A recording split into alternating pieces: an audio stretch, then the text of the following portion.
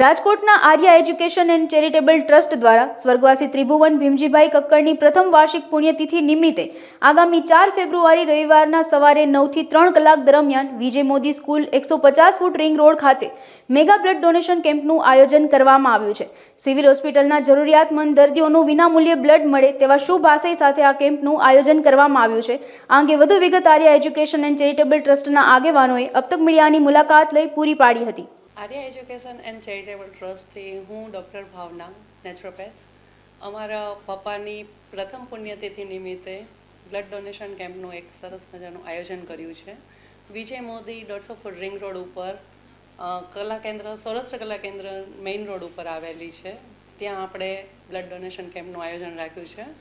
4મી તારીખ ફેબ્રુઆરીના રોજ સવારે 9 થી 3 વાગ્યા સુધી આ ડોનેશન કેમ્પ ચાલુ રહેશે।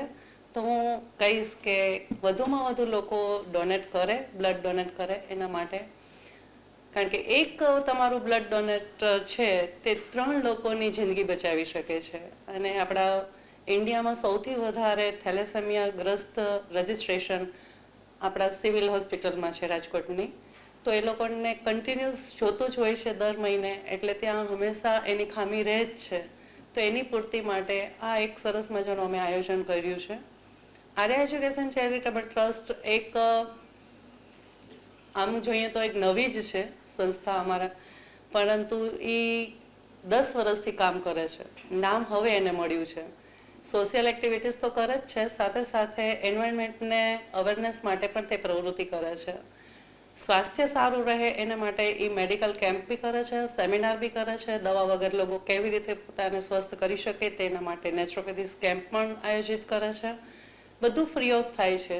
હર સન્ડેના ટ્રેકિંગનું આયોજન અમે કરીએ છીએ કે દર રવિવારે લોકો પ્રકૃતિની નજીક જાય તેના માટે પણ એક રાજકોટ ટ્રેકર્સ ગ્રુપ કરીને એક ગ્રુપ બનાવેલું છે। લોકલ ટ્રેકિંગમાં બધા ફ્રી ઓફ અમારી સાથે જોઈન્ટ થઈ શકે છે। બહારગામ માટે અલગથી એમાં કરવામાં આવે છે આયોજન। તો આવી અનેક પ્રવૃત્તિઓ Arya education and charitable trust poor એરિયામાં જઈ અને લોકોને સ્વચ્છતાની જાગૃતિ આપે છે, હાઇજીન માટે પણ એ કામ કરતી રહેલી છે। એ લોકોને સ્ટેશનરી પણ વિતરણ કરે છે, સાથે સાથે વૃદ્ધાશ્રમોમાં જઈ ટાઈમ સ્પેન્ડ એ લોકોને અમે એની સાથે કરીએ છીએ। અને એક સમય એવો એ લોકો માટે આવે કે કુટુંબને ભૂલી જાય છે અને વૃદ્ધાશ્રમમાં રહેવાની એને મજા આવે એ ભાવથી અમે દર મહિને એમને મળવા જઈએ છીએ। અને ખાલી માત્ર વસ્તુઓનું વિતરણ નથી થતું, પણ અમારું સમયનું દાન પણ એમની સાથે કરીએ છીએ।